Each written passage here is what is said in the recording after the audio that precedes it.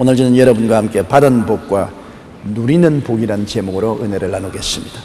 제가 시골에서 종종 듣던 말입니다. 그 사람 고생하여 돈 좀 벌어 새집 짓고 살만하니 그만 죽었네. 헐복한 사람 같으니라니. 또 하는 말인데, 돈 버는 사람 따로 있고 쓰는 사람 따로 있다는 말인 것입니다. 부모가 애써 먹지 않고 입지 않고 돈을 벌어 놓으면 자식이 흥청망청 다 써버린다는 것입니다. 우리 신앙생활에도 받은 복과 누리는 복이 따로 있습니다. 하나님께서 우리에게 복을 주실지라도 누리지 못하면 그 복은 우리에게 아무 소용이 없게 되는 것입니다. 애굽에서 나온 이스라엘 1세대가 그와 같았습니다. 야곱이 애굽으로 내려갈 때는 집안 식구 70명을 거느리고 내려갔습니다. 그 당시에는 요셉이 애굽의 국무총리로 있어서 이스라엘 백성들이 직사 대접을 받고 고센 땅에 안주했습니다. 그들이 애굽에서 살아온 세월이 430년, 요셉을 모르는 왕이 일어나자 이스라엘이 너무나 창대해지니까 애굽의 위협을 느끼게 된 것입니다. 그래서 애굽 사람들은 이스라엘 백성들을 고역에 처하게 하고 괴롭혔습니다. 그리고 이스라엘에 자식이 태어나면 여아는 살려놓아도 남자애들은 다 죽이라고 해서 씨를 말리려고 했는 것입니다. 그 고통과 괴로움에 처하자 이스라엘 백성들은 애굽 땅에서 더 살 수 없다는 것을 깨닫고 하나님께 부르짖었습니다.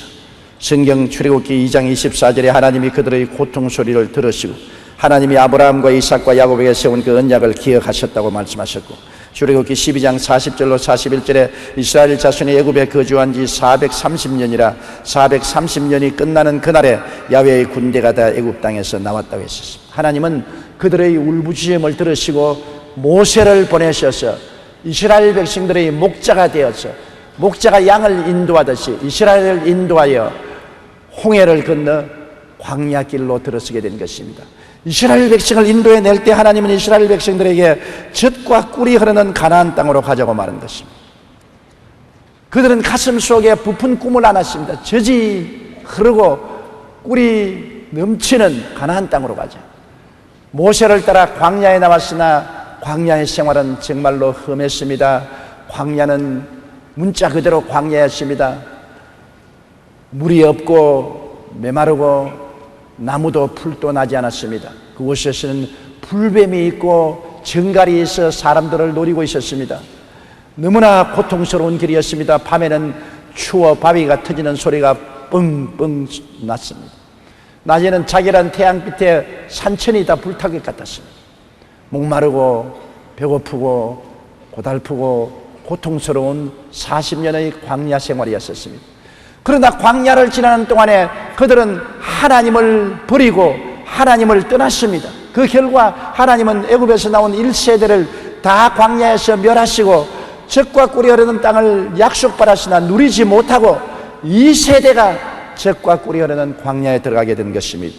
신명기 8장 15절로 16절에 보면 너를 인도하여 그 광대하고 위험한 광야 곧 불뱀과 전갈이 있고 물이 없는 간주한 땅을 지나게 하셨으며 또 너를 위하여 단단한 반석에서 물을 내셨으며 내 조상들도 알지 못하던 만나를 광야에서 내게 먹이셨나니 이는 다 너를 낮추시며 너를 시험하사 마침내 내게 복을 주려 하시며, 마침내 젖과 꿀이 흐르던 가나안 땅에 들어가 복을 누리게 하시려고 광야를 통하여 하나님은 이스라엘 백성을 낮추어서 하나님을 믿고 의지하게 만들며 그들을 하나님께 순종하고 복종하는 삶을 사는지 시험해 보았습니다. 그러나 그들은 그 하나님의 시험에 낙지하고 마는 것입니다.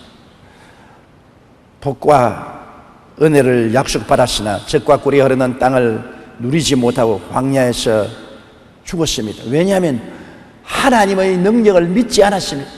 하나님의 뜻을 순종치 않았습니다.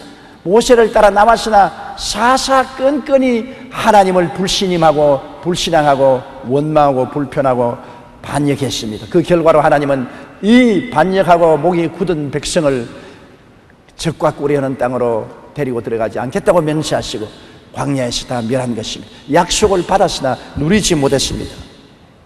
민수기 14장 22절로 23절에 내 영광과 애굽과 광야에서 행한 내 이적을 보고서도 이같이 10번이나 나를 시험하고 내 목소리를 청종하지 아니한 그 사람들은 내가 그들의 조상들에게 맹세한 땅을 결단코 보지 못할 것이요 또 나를 멸시하는 사람은 한 사람도 그것을 보지 못하리라고 말씀하신 것입니다.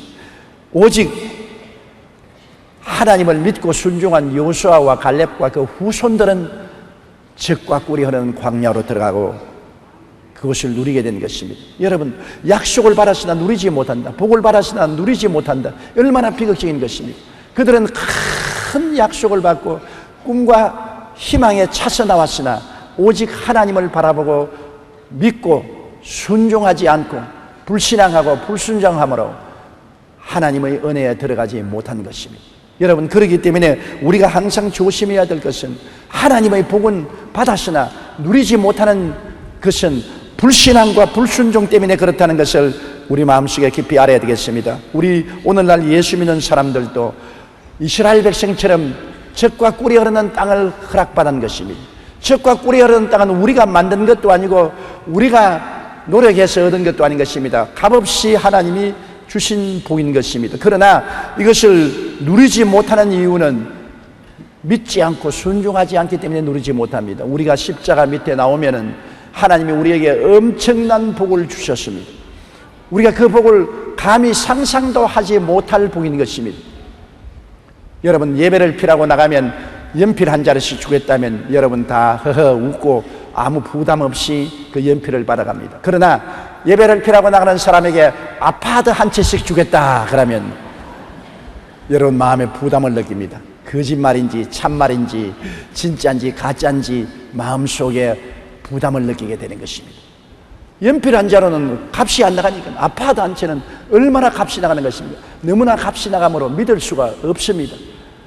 오늘날 하나님의 은혜가 엄청나게 크므로 하나님의 은혜를 값없이 은혜의 선물로 주시겠다고 하니까 사람들이 머리를 갸우뚱하며 믿을 수가 없습니다.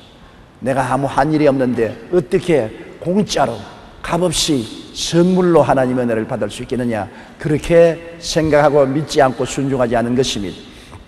십자가에서 주시는 하나님의 은혜의 선물은 놀랍습니다. 우리가 죄를 짓고 불의하고 추악한데도 아무 우리의 행위 없이 공짜로 용서와 의로움과 영광을 선물로 주시겠다는 것입니다. 생각해 보시죠. 실감이 나지 않습니다. 나는 죄 덩어리입니다.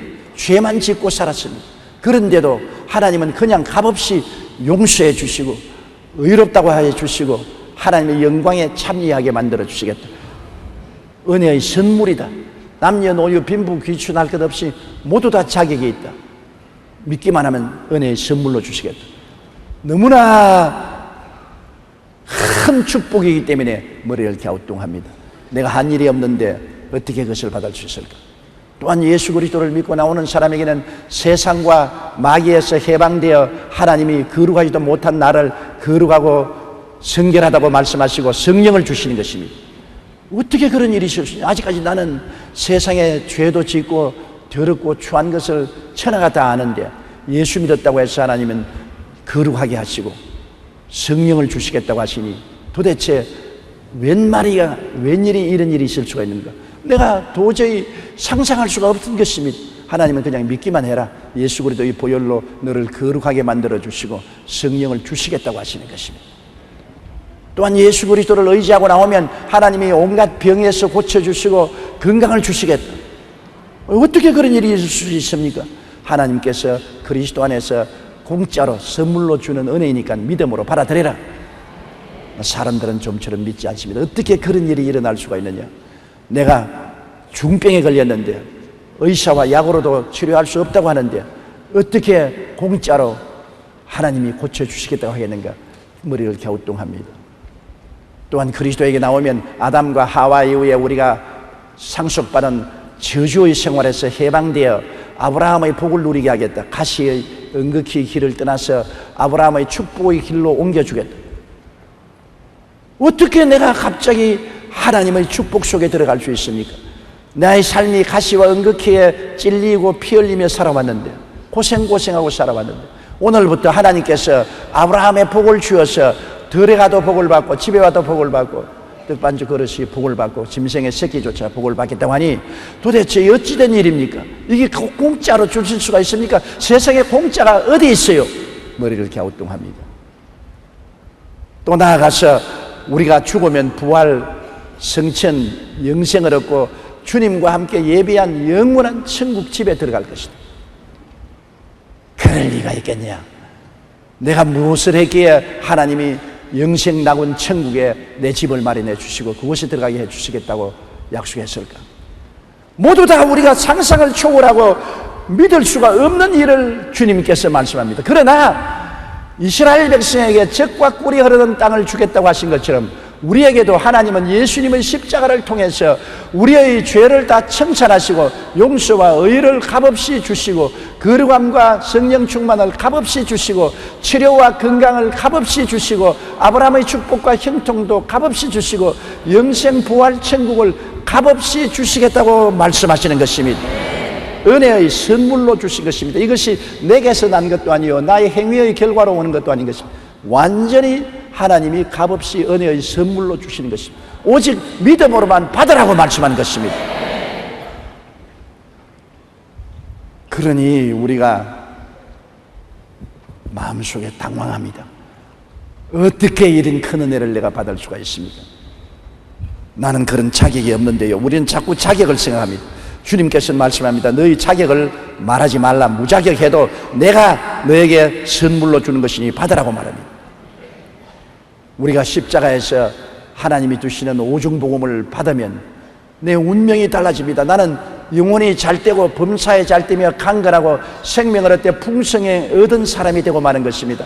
아담으로도 받은 것은 3대 재앙입니다. 영혼이 죄짓고 죽고 생활이 가시와 은극히와 저주가 넘쳐나고 우리는 병들고 육체도 죽고 영도 죽게 되었는데 이 3대 재앙에서 예수 그리스도를 통해서 값없이 영혼이 잘되고 범사가 형통하고 잘되고 강건하고 생명을 얻되 넘치게 얻겠다니 이 놀라운 자화상을 얻게 된 것입니다. 이것이 어떻게 고기자로 주어지는지 상상을 초월합니다. 야, 정말일까? 그냥 종교적으로 하는 말이겠지 사실일까? 우리는 머리를 갸우뚱하는 것입니다. 그리고 우리의 삶의 지위가 달라집니다.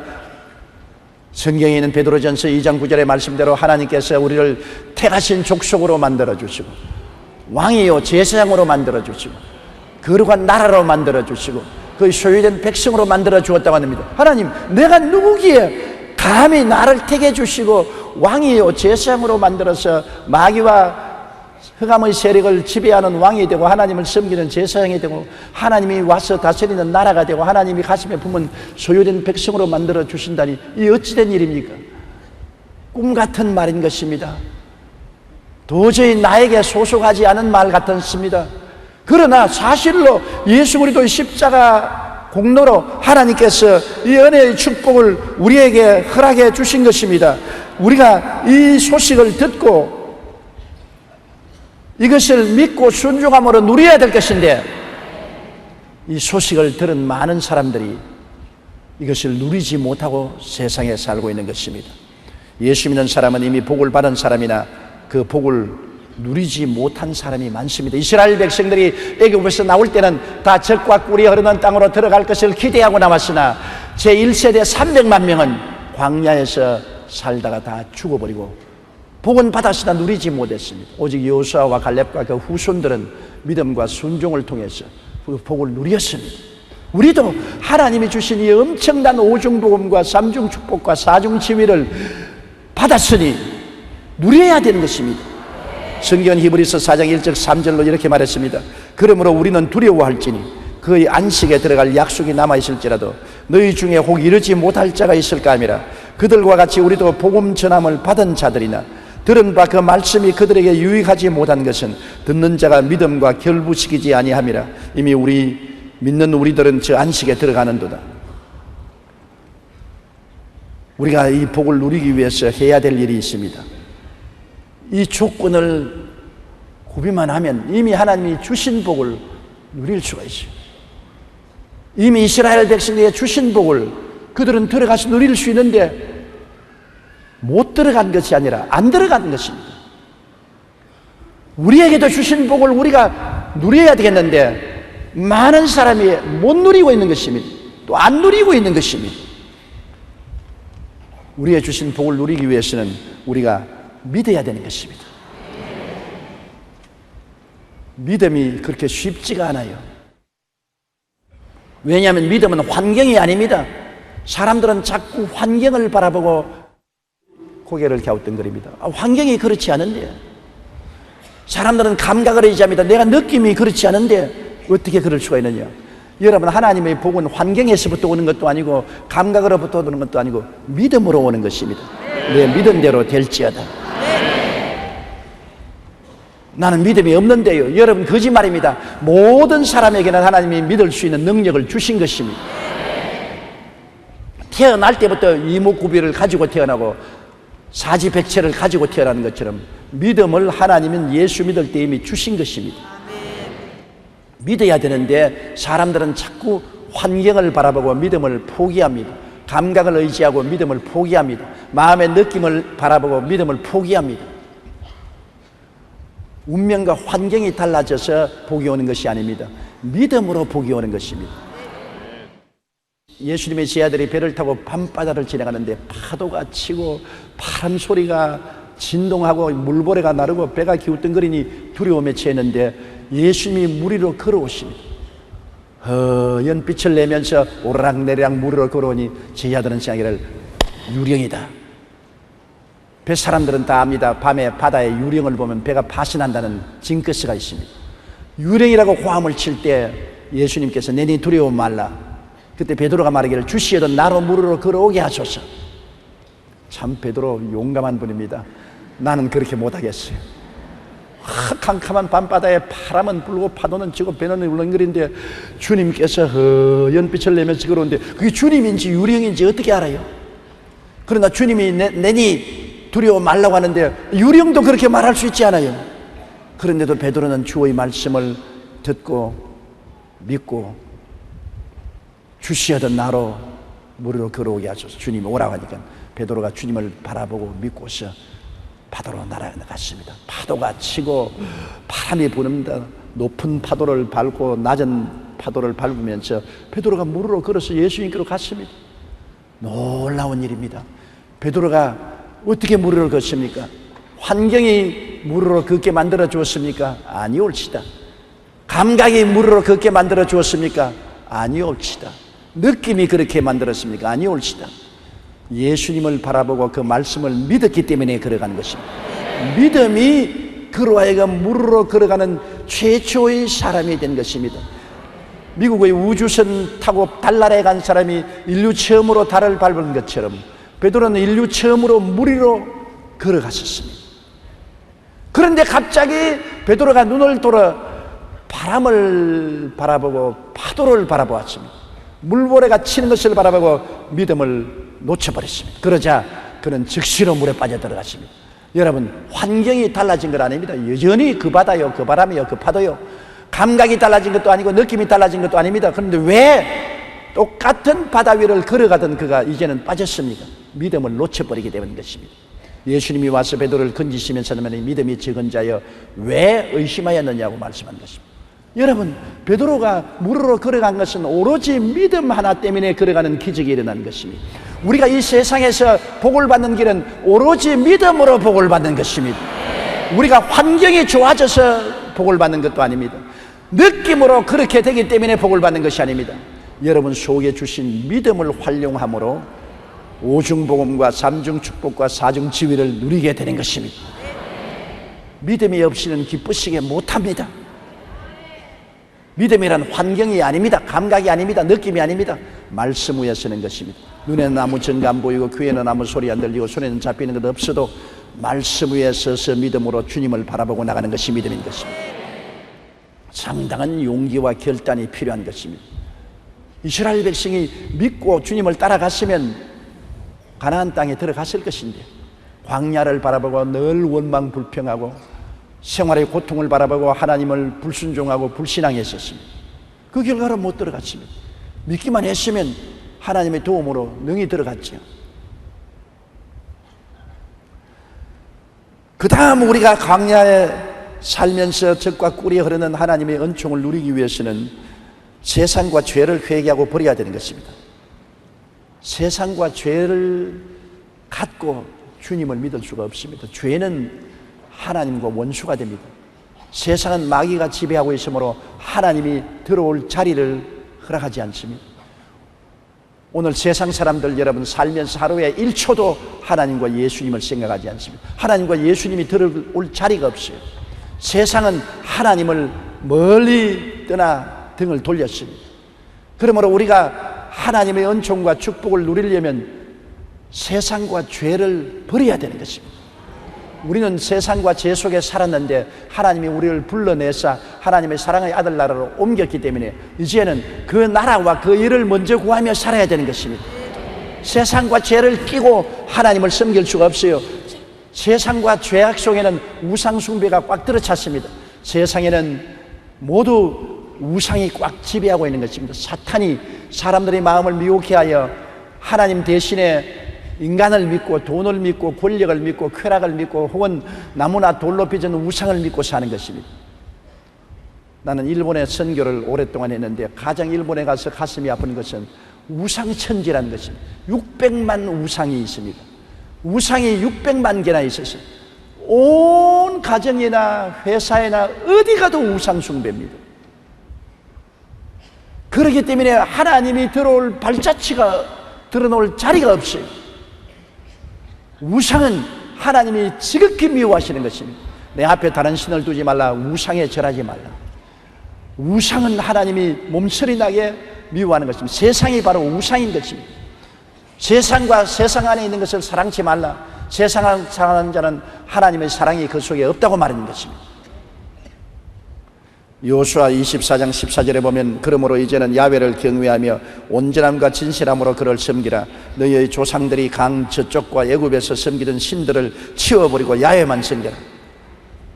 하나님과만 동행해야지 하나님과 함께 세상과 죄도 더불어서 살겠다는 것은 어리석은 일인 것입니다. 그러면 아버지 하나님 나라가 예비한 꿀과 젖이 흐르는 동산에 들어가지 못합니다. 이스라엘 백성은 몸은 애굽에서 나왔는데 마음은 늘 애굽에 있었어요. 애굽의 우상과 사신을 광야에서도 섬겼어요. 우상을 섬기면서 또 하나님을 따르겠다고 생각을 한 것입니다. 그리고 늘 약간만 하면 몸은 광야에 있으면서 애굽으로 돌아가자고 말한 것입니다. 마음이 달라져야 되는 것입니다. 여러분 한번 생각해 보십시오. 결혼을 했는데 남편은 몸은 결혼했는데 마음은 다른 데 있으면 부인이 그 사람 데리고 살겠습니까? 부인이 데리고 못 살겠죠. 남편이 아내와 결혼했는데 그 아내가 몸은 결혼했으나 마음은 다른 남자에게 있으면 징그러워서 어떻게 데리고 살겠습니까? 몸만 결혼하면 안 돼요. 마음도 함께 결혼해야지. 우리 하나님을 몸만 가지고 교회에 나와서 아무 소용이 없어요. 마음도 영도 하나님과 같이 해야지. 하나님은 우리 영도 하나님의 것이요 마음도 하나님의 것이요 몸도 하나님의 것이 되기를 원하시는 것입니다. 우리 전 인격적으로 하나님과 함께 해야 되는 것입니다. 그러므로 죄와 세상이 우리를 끌고 가서는 안 되는 것입니다. 우리가 죄도 탈탈 털어버리고 세상도 홀홀 털어버리고 보혈로 씻고 성령의 인도를 통해서 하나님만 섬기고 하나님만 사랑하고 하나님만 따라가는 그런 삶을 살아야 하나님의 예비한 젖과 꿀을 누릴 수가 있게 되는 것입니다.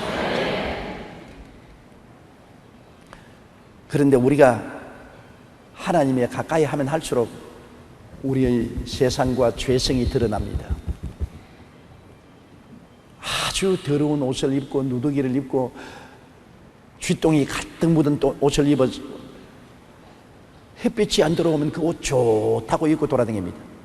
그러나 창문을 확 열고 햇빛이 확 비쳐서 자기 옷을 보면 옷이 더럽고 누더기고 쥐똥이 묻어있고 쥐오줌이 묻어있으면 그 옷을 입고 부끄러워서 사람들 앞에 설 수가 없지요. 어두울 때는 괜찮은데 밝아지니까 옷이 더러움이 보입니다. 우리가 세상 어두움에 살 때는 우리 죄악이 안 드러나니까 안 보이지만은 하나님 은혜 속에 들어오면 하나님의 빛이 비침으로 죄악이 드러나므로 우리 마음이 고통스러워지는 것입니다. 아, 세상에서 살 사람이 죄 회개하려면 내가 무슨 죄 지었어? 내가 살인을 했나 도둑질을 했나?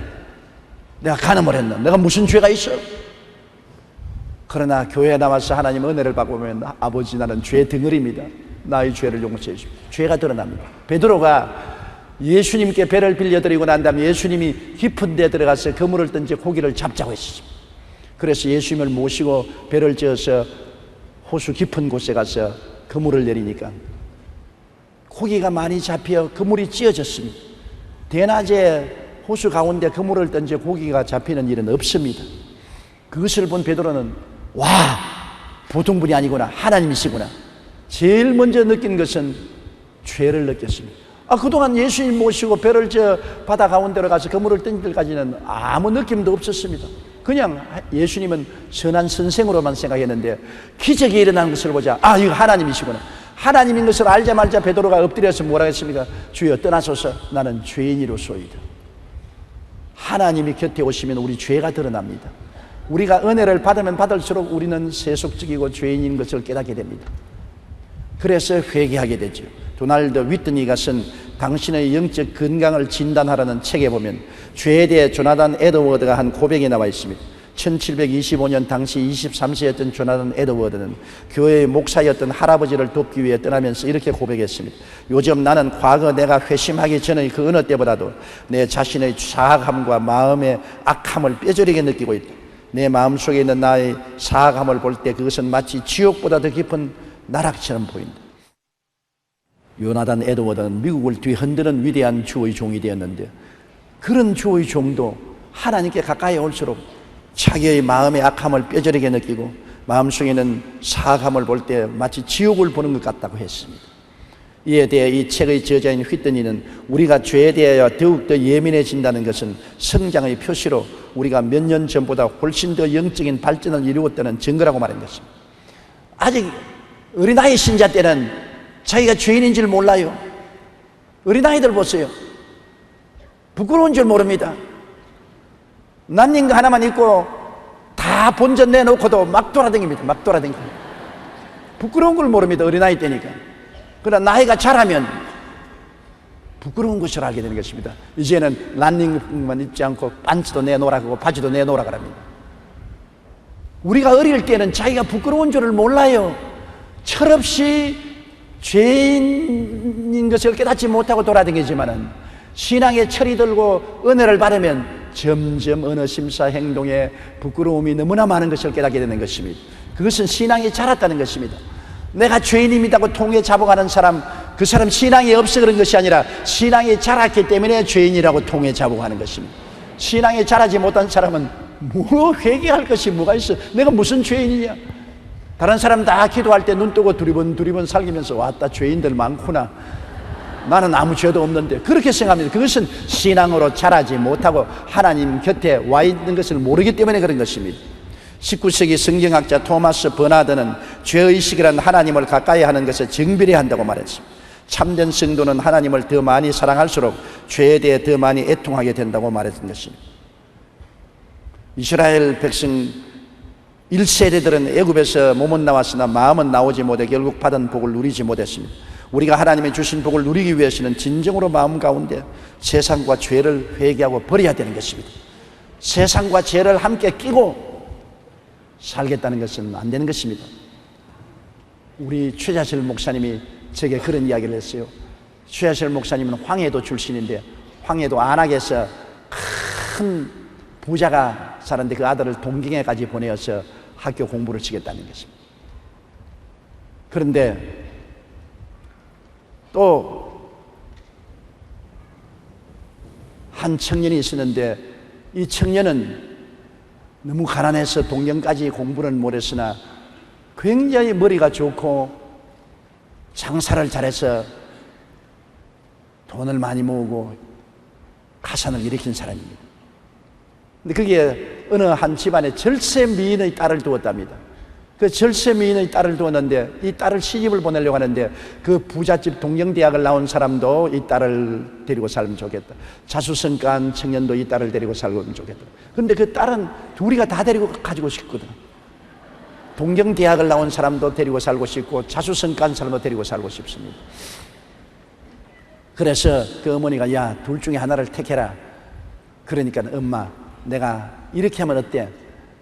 시집은 동경대학 나온 사람에게 시집가고 살기는 자수성가 부자한 그 사람과 살고 두 사람 다 데리고 살면 어때?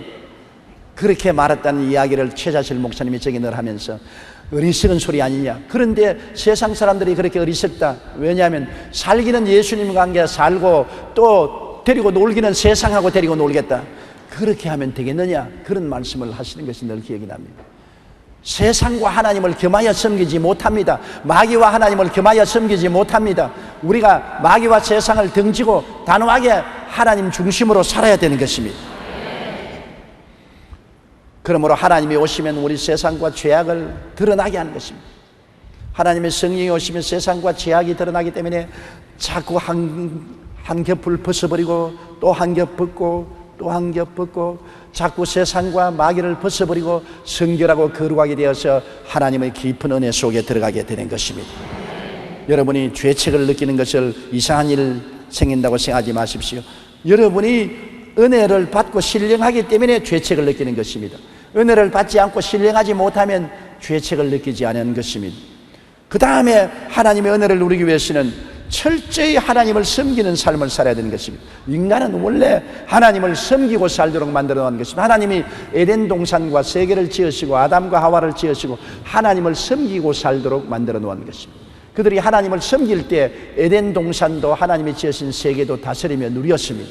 그러나 하나님을 버리고 세상으로 나갔을 때는 마귀를 섬겼습니다. 인간은 섬기도록 만들어 놓았지 스스로 주인이 될 수 없습니다.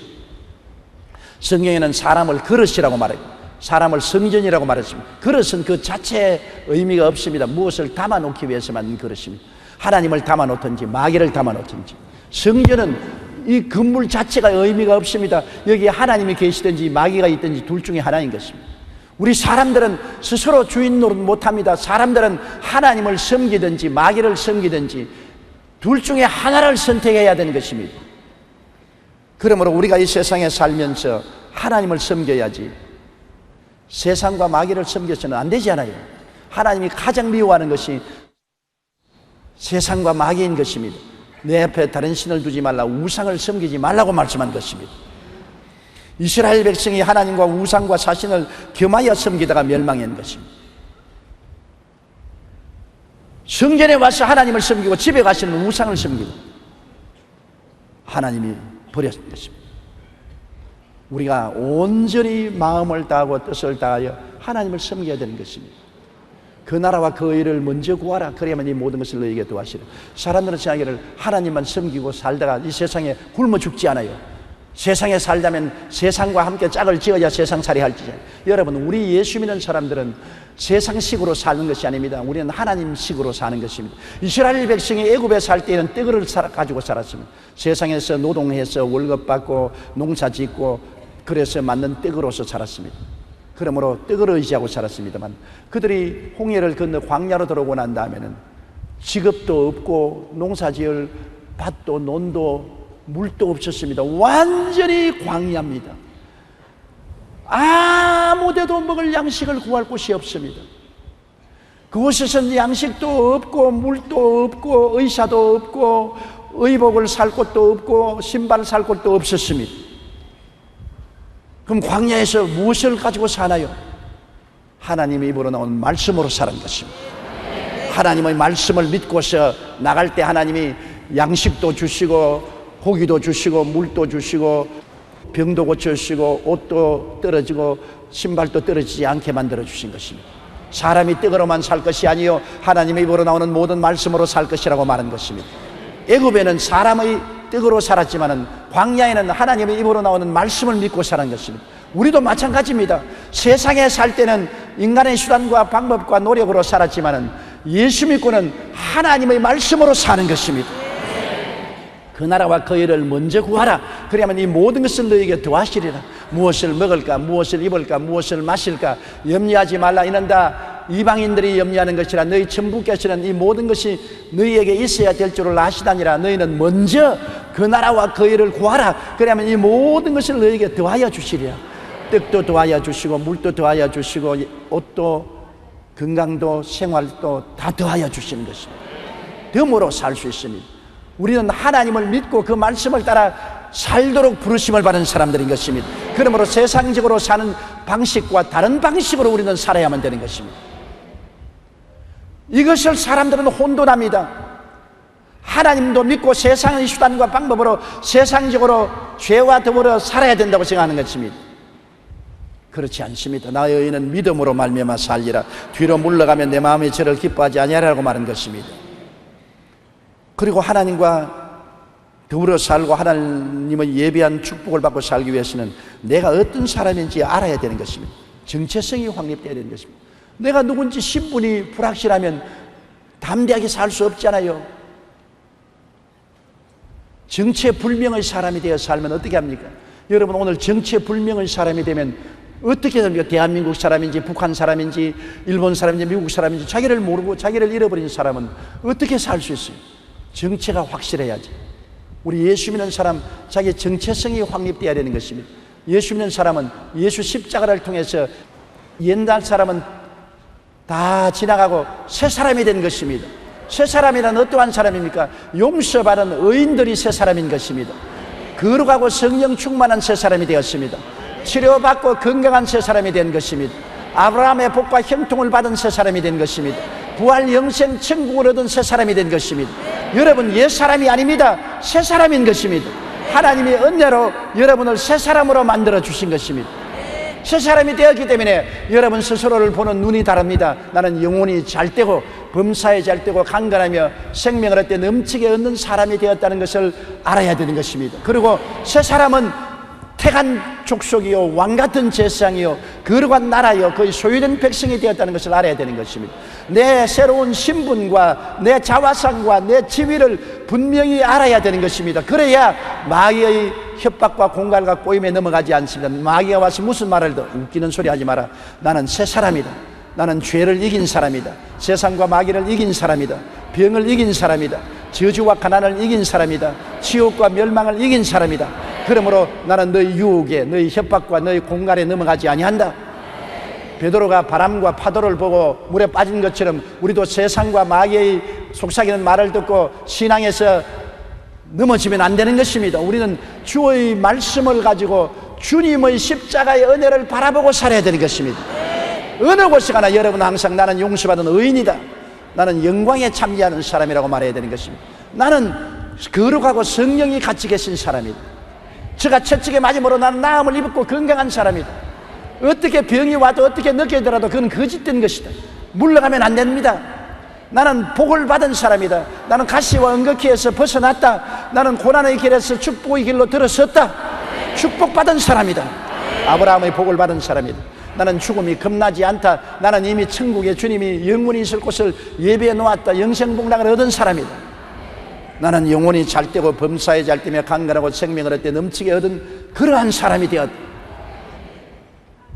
버림받은 쓰레기가 아니다. 택한 족속이요 마귀와 세상을 이기는 왕이요 하나님을 섬기는 제사장이요 하나님이 다스리는 거룩한 나라요 하나님이 소유한 백성이 되었다.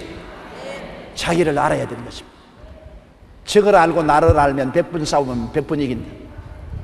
우리 아무리 마귀가 소리쳐와도 나를 알면은 내가 마귀를 싸워서 이길 수가 있는 것입니다.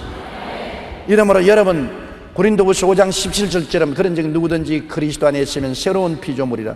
이전 것은 지나갔으니 보라 새 것이 되었도다. 새 것이 된 자기를 알아야 되는 것입니다. 한 정원사가 도랑에 심겨진 가시나무 한 그루를 뽑아다가 자신의 정원에 옮겨 심었습니다. 가시나무는 자신처럼 꽃도 피우지 못하고 가시만 뾰족한 쓸모없는 나무가 이렇게 아름다운 정원에 옮겨진 것이 무척 당황스러웠습니다. 나는 가시나무인데 내가 장미꽃 동산에 옮겨지면 어떻게 하느냐. 나는 장미꽃 나무가 아닌데 당황했습니다. 그러나 주인은 내가 나의 손에 의해서 달라질 것이다. 가시나무를 싹둑 잘라서 장미꽃 나무를 접붙였습니다. 가시나무가 아이고 나는 가시나무인데요. 장미꽃 나무를 내게 접붙이면 어떻게 해요? 있어봐라. 시간이 지나면 알 것이다. 시간이 흐르고 봄이 되었습니다. 아 자기는 가시나무인데 자기에게 아름다운 장미꽃이 피었습니다. 와 희한하네요. 나는 가시나무인데 장미꽃이 피었네요. 이놈아 이제는 가시나무가 아니라 장미꽃으로 접붙였기 때문에 장미꽃이다. 너는 장미의 나무가 되었다. 가시나무가 아니다. 가시나무라고 하지 마라. 이제는 가시나무 꽃이 아니라 장미꽃을 피우게 되었다. 사람들마다 장미나무 아름다운 꽃을 피웠네. 여러분, 우리는 옛사람이 아닙니다. 예수 그리스도로 접붙임을 받은 사람인 것입니다. 예수님이 내 안에, 내가 예수님 안에 들어와서 새 사람이 되고 마는 것입니다. 우리는 예수 사람이 된 것입니다. 옆에 있는 분들에게 당신은 예수 사람입니다, 그렇게 말씀하십시오. 아이고, 나는 옛사람이요, 아담의 후예인데요, 그렇게 말하면 안 됩니다. 우리는 예수 사람인 것입니다. 이제는 예수님의 꽃과 열매를 맺습니다. 예수 사람이기 때문에 우리는 우리를 통해서 의의 열매를 맺고, 거룩의 열매를 맺고, 치료와 건강의 열매를 맺고, 아브라함의 축복과 형통의 열매를 맺고, 천국 영생 복락의 열매를 맺게 되는 것입니다. 그러므로 자기가 어떠한 사람이 된 것을 알아야 됩니다. 가시나무가 아닙니다. 장미나무입니다. 가시의 꽃을 피우지 않습니다. 장미꽃을 피우는 것입니다. 여러분은 장미나무요, 장미꽃을 피우는 사람들인 거죠. 나는 변화받았습니다. 변화받은 내 자신을 알아야 됩니다. 자나 깨나 내 자신을 알아야 되고, 내 자신을 바라보고, 내 자신을 믿고, 내 자신을 입으로 시인하고 살아야 되는 것입니다. 우리가 예수 그리스도 안에 새로운 피조물이 된 삶을 깨닫고 그것을 믿고 순종하면 하나님께서 예비한 복을 누리게 되는 것입니다. 우리 모든 사람에게 주님은 십자가를 통해서 오중복음과 삼중축복과 사중지위를 값없이 선물로 주어 놓은 것입니다. 주어진 복인 것입니다. 이것을 누려야만 하는 것입니다.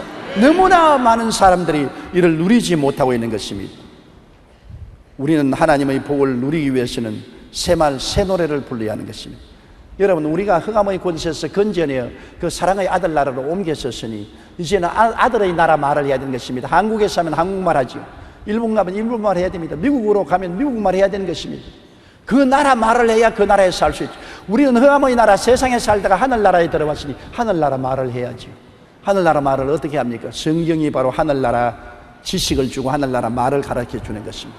부정적이고 파괴적인 말을 하지 않고 성경을 통해서 할 수 있다 하면 된다 해보다는 약속의 말씀의 나라 말을 사용할 수 있어야 되는 것입니다. 너무나 많은 예수 믿는 사람들이 세상 말을 하고 하늘나라 말을 쓰지 않습니다. 말씀을 모르기 때문에 말씀을 듣고 읽고 묵상하고 하늘나라 말씀을 우리가 해야 되는 것입니다. 성경에는 잠언서 18장 21절에 죽고 사는 것이 혀의 힘에 달렸다. 잠언서 6장 2절에 내 입의 말로 내가 얽혔으며 내 입의 말로 인하여 잡히게 되었느니라. 로마서 10장 10절에 사람이 마음에 믿어 의에 이르고 입으로 시인하여 구원에 이르느니라. 로마서 4장 11절에 그가 믿은 바 하나님은 죽은 자를 살리시며 없는 것을 있는 것 같이 부르시는 이시니라. 성공학으로 유명한 나폴레옹 힐은 마음은 무엇을 믿든지 그 믿은 대로 해낸다고 말했습니다. 마음으로 믿고 입으로 시인하면 그 일이 그대로 이루어진다고 하는 말인 것입니다. 마음을 열어주는 101가지 이야기로 베스트셀러 작가가 된 마크 빅터 한센과 잭 켄트필드는 책을 내면서 150만 부 이상 팔릴 것이라고 입술로 계속 선포했습니다. 그 결과 이 책은 1년 만에 미국에서 150만 부가 팔렸습니다. 시카고의 이안 그룹 회장인 W 클레멘트 스톤은 매일 아침 직원들에게 나는 오늘 기분이 좋다, 나는 오늘 건강하다, 나는 오늘 너무 멋있다라고 외치겠습니다. 그 결과로 이 세 문장의 말로 수십만 명의 사원들을 훈련시켜 그룹의 성장하는 총수가 되었고 경제적으로 큰 성공을 이루었습니다. 그 말 몇 마디로요. 우리도 한번 해볼까요? 한번 따라 말씀. 난 오늘 기분이 좋다. 난 오늘 건강하다. 난 오늘 멋이 있다. 별 수 없는 말 같지요. 그러나 이 말을 계속 직원들에게 하게 하므로 이안 그룹 회장 W 클레멘트 스톤은 큰 회사를 설립하고 거부가 되는 하나님의 역사를 체험할 수가 있었던 것입니다. 미국 콜로라도주 스프링필드 근처에는 지형이 높고 아주 험한 고갯길이 있습니다. 어찌나 길이 위험하게 보이는지 이곳을 지나는 차들은 그 지형만 보고 지레 겁을 먹고 돌아갑니다. 이 고갯길은 도시를 잇는 요충지였지만 사람들이 왕래를 끓이는 탓에 나중에는 폐쇄위기까지 걸렸습니다. 그래서 시에서 그 고갯길에 들어가는 입구에 팻말을 크게 붙였습니다. Yes, you can. 예, 당신은 할 수가 있습니다. 그 팻말을 붙이기 전에는 사람들이 그 고갯길을 피해가고 고갯길을 지나가다가 낭떠러지에 떨어져서 수많은 사고가 나고 사람이 죽었는데 Yes, you can이라는 이 팻말을 붙이고 난 다음에는 그 고갯길에 사고가 없어졌습니다. 떨어지는 차도 없고 죽는 사람도 없고 사람들은 그 고갯길을 자유롭게 왔다 갔다 했어요. 그 고갯길이 어렵게 되지 않았습니다. 왜냐하면 고갯길을 지나가는 사람이 반드시 그 간판을 보고 입으로 외웁니다. Yes, you can. 예, 당신도 할 수 있습니다. 그렇지, 나도 할 수 있지. 그러니까 할 수 있다는 능력이 사로잡아서 고갯길을 편안히 건너갔습니다. 그들은 옛날에는 할 수 없다고 생각했습니다. 위험하다고 생각했습니다. 그래서 낭떠러지에 떨어져 사고가 난 것입니다. 할 수 있다, 하면 된다, 해보자. 이 말은 우리에게 위대한 능력을 갖다 주는 것입니다. 당신도 할 수 있습니다. 여러분도 할 수 있습니다. 여러분도 성공할 수 있습니다. 여러분도 승리할 수 있습니다. 여러분도 축복받을 수 있습니다. 성경에는 할 수 있거든요. 무슨 말이냐? 믿는 자에게는 능치 못하심이 없다고 말한 것입니다. 다 같은 이스라엘 백성이라도 일생을 광야에서 살다 죽은 자들이 있고 젖과 꿀이 흐르는 가나안 땅에 들어가서 산 사람들도 있습니다. 다 같은 그리스도인들에도 예수 십자가 대속의 은혜를 풍성히 누리는 목장에서 생활하는 사람들도 있고 반대로 믿고 구원은 받았어도 일평생 광야 생활을 하다가 특거리로 천당에 올라가는 사람도 있습니다. 그 책임은 하나님께 있지 않고 성도 개개인에게 있습니다. 복은 이미 하나님이 주셨는데 누리는 책임은 우리에게 있는 것입니다. 우리가 주신 복을 누려야 되는 것입니다. 제가 말씀하신 대로 여러분 그렇게 믿음으로 하나님 중심으로 죄를 회개하고 하나님을 섬기고 그리고 강하고 담대한 자기의 정체성을 알고 고백하며 살면은 젖과 꿀이 흐르는 땅에 다 들어가서 살 수가 있는 것입니다.